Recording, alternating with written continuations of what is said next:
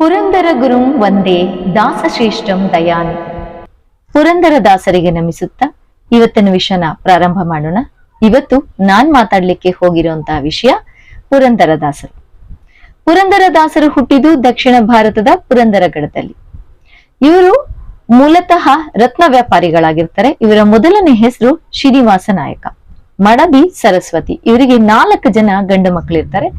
ಕೋಡು ಕುಟುಂಬದಲ್ಲಿ ಹುಟ್ಟಿದಂತಹ ಬಾಳಿದಂತಹ ವ್ಯಕ್ತಿತ್ವ ಈತನದಾಗಿರುತ್ತೆ. ತಾತ ಮುತ್ತಾತಂದಿರ ಕಾಲದಿಂದಲೂ ಸಹ ವಜ್ರ ವ್ಯಾಪಾರಿಗಳಾಗಿದ್ದ ಇವರು ಕೋಟೆ ಅಧಿಪತಿಗಳಾಗಿರ್ತಾರೆ. ಹಾಗೆ ಆ ಕೋಟೆಯನ್ನ ಅಚ್ಚುಕಟ್ಟಾಗಿ ಎತ್ತಿಟ್ಟು ತನ್ನ ಜಿಪುಣತನದಿಂದ ನವಕೋಟಿಗಳಿಗೆ ಏರಿಸಿ ನವಕೋಟಿಗಳ ಒಡೆಯನಾಗಿದ್ದಂತಹ ಈತನನ್ನ ನವಕೋಟಿ ನಾರಾಯಣ ಅಂತನೂ ಸಹ ಜನ ಗುರುತಿಸ್ತಾ ಇರ್ತಾರೆ. ಈ ನವಕೋಟಿ ನಾರಾಯಣ ತನ್ನ ಜಿಪುಣತನನ ಬಿಟ್ಟು ಹೇಗೆ ದಾಸನ ಮೊರೆ ಹೋಗ್ತಾನೆ, ಹೇಗೆ ಪುರಂದರ ದಾಸ ಆಗ್ತಾನೆ, ಇದಕ್ಕೆ ಯಾವ ಪ್ರಸಂಗ ಸಾಕ್ಷಿ ಆಯ್ತು, ಇದ್ರ ಬಗ್ಗೆ ತಿಳಿಯೋಣ ಬನ್ನಿ. ಒಂದಿನ ಪುರಂದರ ದಾಸರ ಅಂದ್ರೆ ಶ್ರೀನಿವಾಸನ ಅಂಗಡಿಗೆ ಒಬ್ಬ ಬಡ ಬ್ರಾಹ್ಮಣನ ಪ್ರವೇಶ ಆಗುತ್ತೆ. ಬಡ ಬ್ರಾಹ್ಮಣ ಹೇಳ್ತಾನೆ, ನಾನು ನನ್ನ ಮಗನಿಗೆ ಉಪನಯನ ಮಾಡಿಸ್ಬೇಕು, ಹಾಗಾಗಿ ನನಗೆ ಧನ ಸಹಾಯ ಮಾಡು ಶ್ರೀನಿವಾಸ ಅಂತ ಹೇಳಿ. ಶ್ರೀನಿವಾಸ ಹೇಳ್ತಾನೆ, ನಿನ್ನ ಮಗನಿಗೆ ಉಪನಯನ ಮಾಡಿಸೋದಕ್ಕೆ ನಾನೇ ಯಾಕೆ ಧನ ಸಹಾಯ ಮಾಡ್ಬೇಕು, ನೀನೇ ಕಷ್ಟಪಟ್ಟು ದುಡ್ಡು ಸಂಪಾದನೆ ಮಾಡಿ ಉಪನಯನ ಮಾಡಿಸು, ಈ ತರ ಎಲ್ಲ ಬೇಡ್ಕೊಂಡ್ ಬರ್ಬಾರ್ದು ಅಂತ ಹೇಳಿ. ಇಲ್ಲ, ನನ್ನ ಇಚ್ಛೆ ನೀನೇ ಕೊಡ್ಬೇಕು ಅಂತ, ಹಾಗಾಗಿ ನೀನೇ ಕೊಡ್ಬೇಕು, ನೀನೇ ಕೊಟ್ಟೆ ಕೊಡ್ತೀಯ, ಅಲ್ಲಿವರೆಗೂ ನಾನು ಹೋಗೋದಿಲ್ಲ ಅಂತ ಹಠ ಹಿಡಿದು ಕೂತ್ಕೋತಾನೆ ಬಡ ಬ್ರಾಹ್ಮಣ. ನೀನು ಒಂದು ದಿನ ಅಲ್ಲ, ವಾರಗಟ್ಲೆ ಅಲ್ಲ, ತಿಂಗಳಲ್ಲ, ವರ್ಷಗಟ್ಲೆ ಸಹ ಕೂತ್ರು ನಾನ್ ನಿನಗೆ ನಯಾ ಪೈಸಾ ಕೊಡೋದಿಲ್ಲ ಅಂತ ಶ್ರೀನಿವಾಸ ಹಠ ಹಿಡಿತಾನೆ. ಎಷ್ಟೇ ಹೊತ್ತಾದ್ರೂ ಹೋಗದೆ ಇರೋ ಬಡ ಬ್ರಾಹ್ಮಣನ ಹೋಗಿಸ್ಬೇಕಲ್ಲ, ಯಾಕೆಂದ್ರೆ ವ್ಯಾಪಾರದ ಸಮಯ. ಹಾಗಾಗಿ ಒಂದು ಸವಕಲ ನಾಣ್ಯನ ಹುಡುಕಿ ಶ್ರೀನಿವಾಸ ಏನ್ ಮಾಡ್ತಾನೆ, ಬಡ ಬ್ರಾಹ್ಮಣನಿಗೆ ಕೊಡ್ತಾನೆ. ನೋಡಪ್ಪ, ನನ್ನ ಹತ್ರ ಯಾವುದೇ ರೀತಿಯಾದ ದುಡ್ಡು ಕಾಸು ಇಲ್ಲ, ನನ್ನ ಹತ್ರ ಇರೋದಿದೊಂದೇ, ತಗೊಂಡು ಇಲ್ಲಿಂದ ಹೋಗು, ಕೊಟ್ಟಿದ್ದನ್ನ ಬೇಡ ಅನ್ಬಾರ್ದು ಅಂತ ಹೇಳ್ತಾನೆ. ಆತ ಹೇಳ್ತಾನೆ, ಬ್ರಾಹ್ಮಣ, ನೀನು ನವಕೋಟಿ ನಾರಾಯಣ, ರತ್ನದ ವ್ಯಾಪಾರಿ, ನಿನ್ನ ಹತ್ರ ಹಣ ಇಲ್ವಾ, ಸುಳ್ಳು ಹೇಳ್ತಿದೀಯಾ, ಈ ಸವಕಲ ನಾಣ್ಯನ ನನಗ್ ಕೊಡ್ತಾ ಇದೀಯಾ, ಸಾಗಾಕ್ಬೇಕು ಅಂತ ಇದ್ಯಾ, ಆಯ್ತು, ನನಗೆ ನಿನ್ನ ಸವಕಲ ನಾಣ್ಯ ಬೇಕಾಗಿಲ್ಲ, ತಗೋ, ನೀನೇ ಇಟ್ಕೋ, ನಾನು ಬೇರೆ ಕಡೆ ಹೋಗ್ತೀನಿ ಅಂತ ಹೇಳಿ ಅಲ್ಲಿಂದ ಬ್ರಾಹ್ಮಣ ಹೊರಟೋಗ್ತಾನೆ. ಬ್ರಾಹ್ಮಣನಿಂದ ಮತ್ತೆ ವಾಪಸ್ ಬಂದಂತ ಸವಕಲ ನಾಣ್ಯನು ಸಹ ತಗೊಂಡು ಪೆಟ್ಕೆನಲ್ಲಿ ಹಾಕಿ ಬೀಗ ಹಾಕೊಳ್ತಾನೆ ನಮ್ಮ ಜಿಪುಣ ಶ್ರೀನಿವಾಸ ನಾಯಕ. ಅಂಗಡಿಯಿಂದ ಹೊರಟಂತಹ ಬ್ರಾಹ್ಮಣ ಸೀದಾ ಸರಸ್ವತಿ ಹತ್ರ ಹೋಗ್ತಾನೆ. ಸರಸ್ವತಿ ಹತ್ರ ಹೋಗಿ ಕೇಳ್ತಾನೆ, ನನ್ ಮಗನಿಗೆ ಉಪನಯನ ಮಾಡಿಸ್ಬೇಕು ತಾಯಿ, ಹಾಗಾಗಿ ನನ್ಗೇನಾದ್ರೂ ದಾನ ಕೊಡು ಅಂತ. ಆಕೆ ಹೇಳ್ತಾಳೆ, ನಾನು ಮನೆಯೊಡತಿ ನಿಜ, ಆದ್ರೆ ನನ್ಗೆ ದಾನ ಮಾಡೋದಕ್ಕೆ ಯಾವುದೇ ಅಧಿಕಾರ ಇಲ್ಲ, ನಂದು ಅಂತ ಯಾವ್ದೂ ಇಲ್ಲ, ಎಲ್ಲ ನನ್ ಗಂಡಂದೇ ಆಸ್ತಿ ಅಂತ ಹೇಳ್ತಾಳೆ. ಆಗ ಬ್ರಾಹ್ಮಣ ಹೇಳ್ತಾನೆ, ನಿಂದು ಅಂತ ಯಾಕಿಲ್ಲ, ನೀನ್ ಹಾಕಿರುವಂತಹ ವಜ್ರ ಖಚಿತ ಮೂಗುತಿ ಏನಿದೆ ಅದು ನಿನ್ ತವ್ರ ಮನೆಯವ್ರು ಕೊಟ್ಟಿದ್ದು, ತವ್ರ ಮನೆಯಿಂದ ಕೊಟ್ಟಿದ್ದಂತ ಮೂಗುತಿ ಮೇಲೆ ನಿನಗೆ ಸಂಪೂರ್ಣ ಅಧಿಕಾರ ಇದೆ, ನೀನ್ ಅದನ್ನ ದಾನ ಮಾಡಬಹುದು, ಅದನ್ನ ಕೇಳೋದಕ್ಕೆ ನಿನ್ ಗಂಡನ್ಗಾಗ್ಲಿ ಬೇರೆಯವ್ರಿಗಾಗ್ಲಿ ಅಧಿಕಾರ ಇರೋದಿಲ್ಲ, ಹಾಗಾಗಿ ಈ ಮೂಗುತಿನ ನನಗ್ ದಾನ ಕೊಡು ಅಂತ ಕೇಳ್ತಾನೆ. ಸರಸ್ವತಿನೂ ಸಹ ಇಂದು ಮುಂದೆ ಯೋಚನೆ ಮಾಡದೆ ಉಪನಯನಕ್ಕೆ ತನ್ನ ಮೂಗುತಿನ ಬಿಚ್ಕೊಟ್ಬಿಡ್ತಾನೆ. ಅಲ್ಲಿಂದ ಬ್ರಾಹ್ಮಣ ಮೂಗುತಿ ತಗೊಂಡು ಸೀದಾ ಶ್ರೀನಿವಾಸನ ಅಂಗಡಿಗೆ ಬರ್ತಾನೆ. ಶ್ರೀನಿವಾಸನಿಗೆ ಹೇಳ್ತಾನೆ, ನನ್ನ ಹತ್ರ ಬೆಲೆ ಬಾಳುವಂತ ಒಂದು ವಜ್ರ ಇದೆ, ಇದಕ್ಕೆ ಸರಿಯಾದಂತ ಬೆಲೆ ಕೊಡು ಅಂತ ಕೇಳ್ತಾನೆ. ಶ್ರೀನಿವಾಸ ಹೇಳ್ತಾನೆ, ಈಗೊಂದು ಕ್ಷಣದ ಹಿಂದೆ ನಿನ್ನ ಹತ್ರ ಒಂದು ಕಾಸು ಇರ್ಲಿಲ್ಲ, ಬರಿಗೈಯಲ್ಲಿ ಬಂದಿದ್ದೆ, ನಿನಗೆ ಇಷ್ಟೊಂದು ಬೆಲೆ ಬಾಳುವಂತ ವಜ್ರ ಎಲ್ಲಿಂದ ಬಂತು? ಆಗ ಹೇಳ್ತಾನೆ ಬ್ರಾಹ್ಮಣ, ಎಲ್ಲ ನಿಂತರನೇ ಇರ್ತಾರ ಜಿಪುಣರು, ಇಲ್ಲ ತಾನೆ, ದಾನ ಕೊಡೋರು ಇದ್ದೇ ಇರ್ತಾರೆ, ನಿನಗ್ ಯಾಕೆ ಅದೆಲ್ಲ, ನಾನು ಎಲ್ಲಿಂದನೋ ದಾನ ತಂದಿದ್ದೀನಿ, ಅವ್ರು ಕೊಟ್ಟಿದ್ದಾರೆ, ನೀನ್ ನನಗ್ ಸರಿಯಾದಂತ ಬೆಲೆ ಕೊಡು, ನನ್ ಮಗನಿಗೆ ಉಪನಯನ ಮಾಡಿಸ್ಬೇಕು ಅಂತ ಹೇಳಿ. ಶ್ರೀನಿವಾಸ ತುಂಬಾ ಗಮನಿಸಿ ನೋಡ್ತಾನೆ, ಅದು ಸರಸ್ವತಿದೆ ಮೂಗುತಿ ಅಂತ ಅವನಿಗೆ ಸಂಶಯ ಬರುತ್ತೆ. ಹಾಗೇನ್ ಮಾಡ್ತಾನೆ, ಆಯ್ತು, ಇದು ತುಂಬಾ ಬೆಲೆ ಬಾಳುವಂತದ್ದು, ಹಾಗಾಗಿ ಮನೆಗೆ ಹೋಗಿ ಇದಕ್ಕೆ ತಕ್ಕದಾದಂತಹ ಮೌಲ್ಯ ಅಥವಾ ತಗೋ ಬರ್ತೀನಿ, ಅಲ್ಲಿವರೆಗೂ ನೀನ್ ಇಲ್ಲೇ ಕೂತಿರು ಅಂತ ಹೇಳಿ ಬ್ರಾಹ್ಮಣನ ಕೂರಿಸ್ಬಿಟ್ಟು ಶ್ರೀನಿವಾಸ ಮನೆಗೆ ಹೊರಡ್ತಾನೆ. ಹೊರಡಕ್ ಮುಂಚೆ ಶ್ರೀನಿವಾಸ ಆ ಮೂಗುತಿನ ಕಬ್ಬಿಣದ ಪೆಟ್ಟಿಗೆಯಲ್ಲಿಟ್ಟು ಬೀಗ ಹಾಕಿ ಬೀಗದ ಕೈನ ತನ್ನೊಟ್ಟಿಗೆ ತಗೊಂಡ್ ಬಂದಿರ್ತಾನೆ. ಸರಸ್ವತಿ ಹತ್ರ ಬಂದಂತ ಶ್ರೀನಿವಾಸ ಕೇಳ್ತಾನೆ, ನಿನ್ ಮೂಗುತಿ ಎಲ್ಲಿ ಹೋಯ್ತು, ಯಾರಿಗ್ ಕೊಟ್ಟೆ, ಯಾವ ಧೈರ್ಯದ ಮೇಲೆ ನೀನು ದಾನ ಮಾಡ್ದೆ, ಎಲ್ಲಿ ಕೊಟ್ಟಿದ್ಯಾ, ತಗೊಂಡ್ ಬಾ ಅಂತ. ಆಕೆ ಹೇಳ್ತಾಳೆ, ಇಲ್ಲ, ನಾನು ಯಾರಿಗೂ ಕೊಟ್ಟಿಲ್ಲ, ನಾನ್ ಸ್ನಾನಕ್ಕೆ ಅಂತ ತೆಗ್ದಿಟ್ಟಿದ್ದೆ, ಹಾಗಾಗಿ ನಾನು ಹಾಕೊಂಡಿಲ್ಲ ಅಂತ ಹೇಳ್ತಾಳೆ. ಹೌದಾ, ಹಾಗಾದ್ರೆ ಮನೆಯಲ್ಲೇ ಇದೆಯಾ ಅಂತ ಕೇಳ್ತಾನೆ ಶ್ರೀನಿವಾಸ. ಹೌದು, ಮನೆಯಲ್ಲೇ ಇದೆ ಮೂಗುತಿ ಅಂತಾಳೆ. ಹಾಕೊಂಡ್ ಬಾ ಅಂತ ಹೇಳ್ತಾನೆ. ಗಂಡನ್ಗೆ ಸುಳ್ಳು ಹೇಳಿದಂತಹ ಪತಿವ್ರತೆ ಸ್ತ್ರೀ ಸರಸ್ವತಿ ಭಯ ಆಗುತ್ತೆ, ಗಂಡನ್ಗೆ ಹೇಗಪ್ಪ ಇದನ್ನ ಓಲೈಸೋದು ಅಂತ ಹೇಳಿ ದೇವ್ರ ಮನೆಗೆ ಹೋಗಿ ಬಾಗ್ಲಾಕೋತಾಳೆ. ನಾನು ದಾನ ಮಾಡ್ದೆ, ಆದ್ರೆ ಗಂಡನ ಹತ್ರ ಸುಳ್ಳು ಹೇಳ್ದೆ ಕೃಷ್ಣ, ನೀನೇ ನನ್ನನ್ನು ಕಾಪಾಡ್ಬೇಕು, ನಾನು ಗಂಡನ್ಗೆ ಹೇಗೆ ಇದನ್ನ ಮನವರಿಕೆ ಮಾಡಿಸ್ಲಿ, ನನಗ್ ಭಯ ಆಗ್ತಾ ಇದೆ, ಹಾಗಾಗಿ ನಾನು ಪ್ರಾಣ ಕಳ್ಕೊಳ್ಳೋದು ಒಂದೇ ನನಗ್ ಗೊತ್ತಿರೋ ದಾರಿ ಅಂತ ಹೇಳಿ ವಿಷನ ಒಂದ್ ಬಟ್ಲಲ್ಲಿ ತಗೊಂಬಂದು ಕೃಷ್ಣನ್ ಮುಂದೆ ಕೂತ್ಕೊಂಡು ಕೃಷ್ಣಾರ್ಪಣ ಮಸ್ತು ಅಂತ ಹೇಳಿ ಕುಡಿಯೋದಕ್ಕೆ ಹೋಗ್ತಾಳೆ. ತಕ್ಷಣ ಆ ಬಟ್ಲಲ್ಲಿ ಒಂದು ಶಬ್ದ ಬರುತ್ತೆ. ನೋಡ್ತಾಳೆ, ಬಟ್ಲಿಗೆ ಏನೋ ಬಿದ್ದಂಗೆ ಶಬ್ದ ಬಂತಲ್ಲ ಅಂತ ನೋಡ್ತಾಳೆ. ಅದ್ರಲ್ಲಿ ಆಕೆಯ ವಜ್ರದ ಮೂಗುತಿ ಇರುತ್ತೆ. ತುಂಬಾ ಆಶ್ಚರ್ಯ ಆಗತ್ತೆ, ನಾನೇ ದಾನ ಕೊಟ್ಟಂತ ವಜ್ರದ ಮೂಗುತಿ ಮತ್ತೆ ವಿಷದ ಬಟ್ಲಲ್ಲಿ ಹೆಂಗ್ ಬಂತು ಅಂತ ಹೇಳಿ. ತಕ್ಷಣ ಅವಳು ಏನ್ ಮಾಡ್ತಾಳೆ, ಗಂಡನ ಹತ್ರ ಹೋಗಿ ಹೇಳ್ತಾಳೆ, ನೋಡಿ ನಾನು ನಿಮ್ಮ ಹತ್ರ ಸುಳ್ಳು ಹೇಳ್ದೆ, ಕ್ಷಮಿಸಿ, ಆದ್ರೆ ನಾನು ಈ ಮೂಗುತಿನ ದಾನ ಕೊಟ್ಟಿದ್ದೆ, ಇದು ಮತ್ತೆ ಎಲ್ಲಿಗೆ ಹೆಂಗ್ ಬಂತು ಅಂತ ನಂಗೆ ಗೊತ್ತಿಲ್ಲ ಅಂತ ಹೇಳ್ತಾಳೆ. ಶ್ರೀನಿವಾಸನಿಗೂ ತುಂಬಾ ಅಚ್ಚರಿ ಆಗತ್ತೆ. ಆತ ಏನ್ ಮಾಡ್ತಾನೆ, ಮತ್ತೆ ಅಂಗಡಿಗೆ ಹೋಗಿ ನೋಡ್ತಾನೆ. ಪೆಟ್ಟಿನಲ್ಲಿದ್ದಂತಹ ವಜ್ರದ ಮೂಗುತಿ ಮಾಯ ಆಗಿರುತ್ತೆ. ಕೀಲಿಕೈ ಹಾಕೊಂಡ್ ಬಂದಿದ್ರು ಸಹ ವಜ್ರದ ಮೂಗುತಿ ಹೇಗ್ ಮಾಯ ಆಯ್ತು? ಮೊಂಡ ಹಿಡಿದು ಕೂತಿದ್ದಂತಹ ಬ್ರಾಹ್ಮಣ ಎಲ್ಲಿಗೋದ? ವಜ್ರದ ನಂತರ ಮತ್ತೆ ಹೆಂಗೆ ವಿಷದ ಬಟ್ಲಲ್ಲಿ ಪ್ರತ್ಯಕ್ಷ ಆಯ್ತು? ಈ ಎಲ್ಲಾ ವಿಷಯಗಳು ಬಹಳ ಪ್ರಶ್ನೆಯಾಗಿ ಶ್ರೀನಿವಾಸನ್ಗೆ ಕಾಡೋದಕ್ಕೆ ಪ್ರಾರಂಭ ಆಗತ್ತೆ. ಆಗ ಸರಸ್ವತಿ ಹೇಳ್ತಾಳೆ, ಹರಿಯನ್ನ ನಂಬಿದ್ದು, ಶ್ರೀಹರಿನೇ ನಮ್ಗೆ ಸಂಪತ್ತನ್ನ ಕೊಟ್ಟಿದ್ದು, ಒಬ್ಬ ಬ್ರಾಹ್ಮಣನ ರೂಪದಲ್ಲಿ ಬಹುಶಃ ಆತ ಬಂದು ನಮ್ಗೆ ಜ್ಞಾನೋದಯ ಮಾಡಿದ್ದಾನೆ. ಏನಂದ್ರೆ ಆತ ಕೊಟ್ಟಿದ್ದಂತ ಸಂಪತ್ತನ್ನ ಆತನಿಗೆ ಕೊಡೋದ್ ಬಿಟ್ಟು ನಾವು ಜಿಪಣಿಸ್ಕೊಂಡಿದ್ವಿ, ಹಾಗಾಗಿ ಇದು ನಾವು ಮಾಡಿದ ತಪ್ಪು ಅನ್ನೋದು ಒಂದು ರಿಯಲೈಸ್ ಆಗಿದೆ ಅಂತ ಹೇಳ್ತಾಳೆ. ಅಲ್ಲಿಂದ ಶ್ರೀನಿವಾಸನಿಗೆ ಕಣ್ತೆರಿಯುತ್ತೆ. ಹೆಂಡತಿ ಮುಖಾಂತರ ಆತನಿಗೆ ಗೊತ್ತಾಗುತ್ತೆ ತಾನು ಮಾಡಿದ್ದು ಇಷ್ಟು ವರ್ಷದ ಜಿಪುಣತನ ಏನಿದೆ ಅದು ಶುದ್ಧ ತಪ್ಪು ಅಂತ ಹೇಳಿ. ಬಡ ಬ್ರಾಹ್ಮಣನ ರೂಪದಲ್ಲಿ ಬಂದಂತಹ ಶ್ರೀಹರಿಯನ್ನ ದೂಷಿಸಿದ್ದಕ್ಕಾಗಿ ಪಾಪ ವಿಮೋಚನೆ ಮಾಡ್ಕೋಬೇಕು ಅಂತ ಹೇಳಿ ಮಡದಿ ಮಕ್ಕಳೊಟ್ಟಿಗೆ ಶ್ರೀನಿವಾಸ ವ್ಯಾಸರಾಯರ ಸನ್ನಿಧಿಗೆ ಹೋಗ್ತಾನೆ. ವ್ಯಾಸರಾಯರ ಒಂದು ಮಾರ್ಗದರ್ಶನದಲ್ಲಿ ಆತ ದಾಸನಾಗೋದಕ್ಕೆ ಇಚ್ಛೆ ಪಡ್ತಾನೆ. ಅವರು ಹೇಳಿರೋ ಹಾಗೆ ಶ್ರೀನಿವಾಸ ತನ್ನ ಎಲ್ಲ ಸಕಲ ಸಂಪತ್ತುಗಳನ್ನ ದಾನ ಮಾಡ್ತಾನೆ. ಮಕ್ಕಳು, ಮಡದಿ ಇವರೊಟ್ಟಿಗೆ ಆತ ದಾಸನಾಗಿ ಹೋಗ್ತಾನೆ. ನವಕೋಟಿಗಳನ್ನ ತ್ಯಜಿಸಿ ದಾಸನಾದಂತಹ ಶ್ರೀನಿವಾಸನಿಗೆ ವ್ಯಾಸರಾಯರು ಪುರಂದರ ದಾಸ ಅಂತ ಹೆಸರಿಡ್ತಾರೆ. ಪುರಂದರ ದಾಸನ ಪ್ರತಿದಿನದ ಒಂದು ಕಾಯಕ ಏನು ಅಂತ ಹೇಳಿದ್ರೆ, ಪ್ರತಿದಿನ ಶುಚಿರ್ಭೂತನಾಗಿ ಕಾಲಿಗೆ ಗೆಜ್ಜೆ ಕಟ್ಕೊಳ್ತಾ ತಂಬೂರಿ ಮೀಟುತ್ತಾ ಹರಿನಾಮವನ್ನ ಜಪಿಸುತ್ತಾ ಬೀದಿ ಬೀದಿಗಳಲ್ಲಿ ಹೋಗಿ ಹಾಡಿ ಕುಣಿದು ಜನಗಳಿಗೆ ಹರಿಸ್ಮರಣೆ ಮಾಡಿಸೋದು, ಹಾಗೆ ಅದರಿಂದ ಬಂದಂತ ಭಿಕ್ಷೆಯಿಂದ ಹೊಟ್ಟೆ ತುಂಬಿಸ್ಕೊಳ್ಳೋದಾಗಿರುತ್ತೆ. ಹೇಗೆ ಹರಿಯ ಭಕ್ತನಾದ ಅನ್ನೋದನ್ನ ತಿಳ್ಕೊಂಡ್ವಿ. ಹಾಗೆ ಈ ತರ ಪುರಂದರದಾಸರಾದ ನಂತರ, ಶ್ರೀನಿವಾಸ ಪುರಂದರದಾಸರಾದ ನಂತರ ಅವರು ರಚಿಸಿದಂತಹ ರಚನೆಗಳು ಅಥವಾ ಅವರ ಜೀವನ ಚರಿತ್ರೆ ನಮ್ಗೆ ಹೆಂಗೆ ಉಪಲಬ್ಧ ಆಯ್ತು ಅಂತ ಹೇಳಿದ್ರೆ, ಅವರ ಶಿಷ್ಯ ವೃಂದ ಅಥವಾ ಅವರ ಅನುಯಾಯಿಗಳು ರಚಿಸಿದಂತಹ ಗ್ರಂಥಗಳಿಂದ ಅಂತ ಹೇಳ್ಬಹುದು. ಪುರಂದರದಾಸರು ಸುಮಾರು 4,75,000 ಕೀರ್ತನೆಗಳನ್ನ ರಚಿಸಿದ್ದಾರೆ. ಅದು ತುಂಬಾ ಸರಳ ಭಾಷೆಗಳಲ್ಲಿ ನಮ್ಗೆ ಲಭ್ಯ ಇದೆ. ಇವರು ತಮ್ಮ ಕೀರ್ತನೆಗಳನ್ನ ಗಾಯನಕ್ಕೆ ಪರಿವರ್ತನೆ ಮಾಡಿ ಕರ್ನಾಟಕ ಸಂಗೀತಕ್ಕೆ ಬಹುದೊಡ್ಡ ವಿಶೇಷವಾದಂತಹ ಕೊಡುಗೆಗಳನ್ನ ಕೊಟ್ರು ಅಂತ ಹೇಳ್ಬೋದು.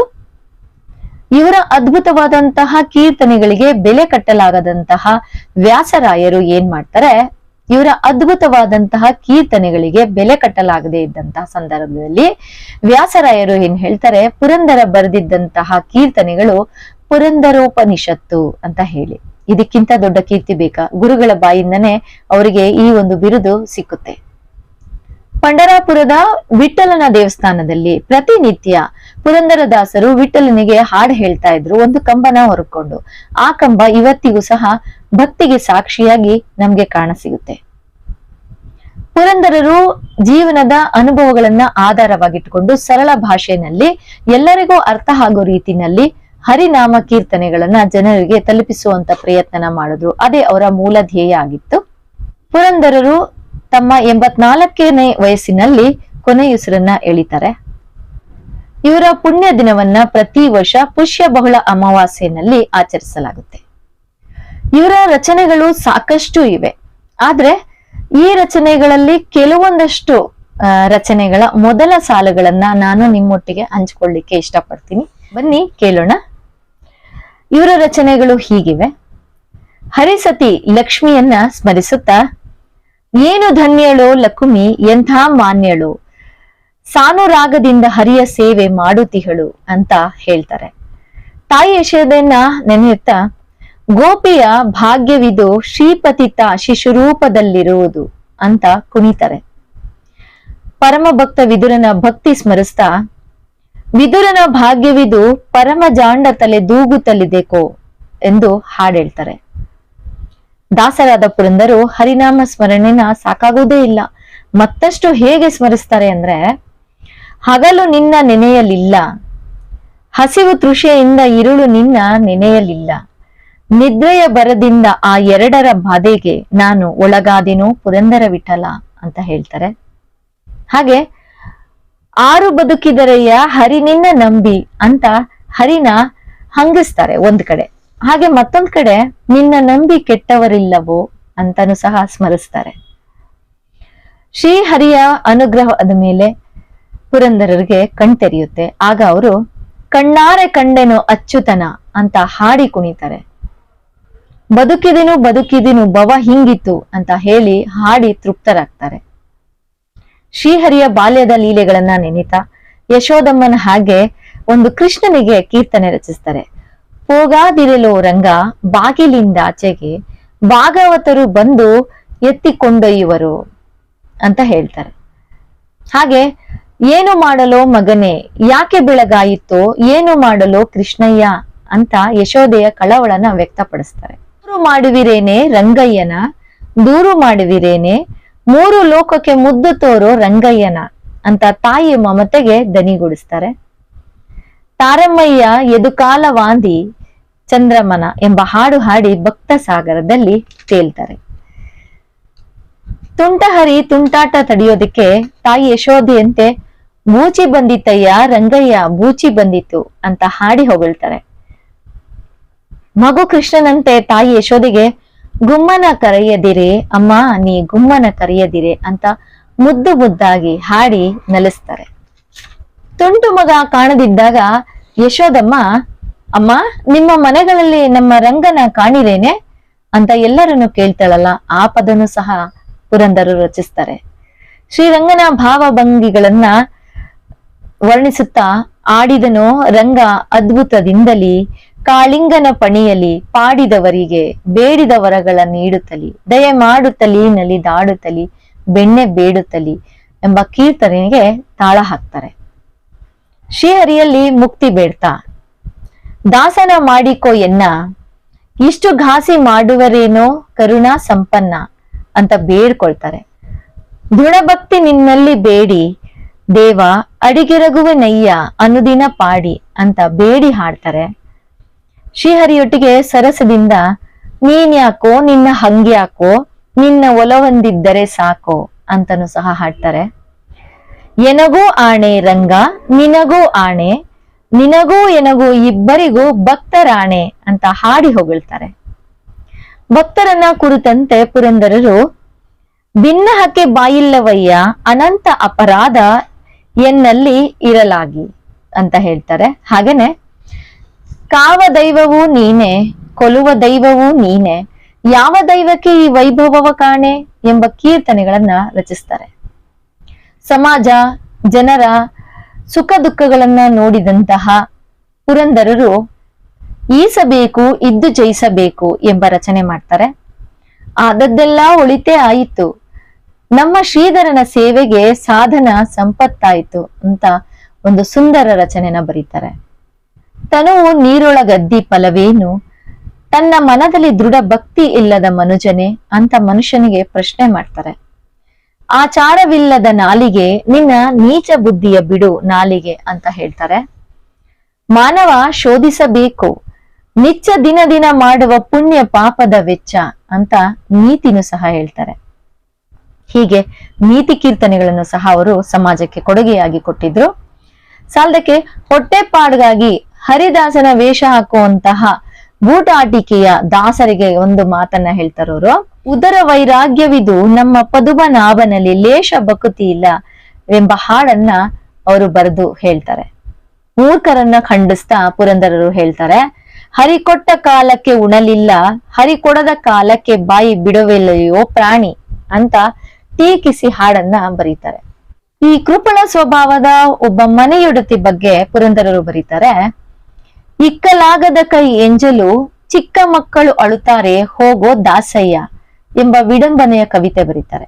ಧರ್ಮಕ್ಕೆ ಕೈ ಬಾರದೆ ಕಾಲ ಪಾಪ ಕರ್ಮಕ್ಕೆ ಮನ ಸೋಲದಿ ಕಾಲ ಎಂಬ ಕೀರ್ತನನ್ನ ರಚಿಸ್ತಾರೆ.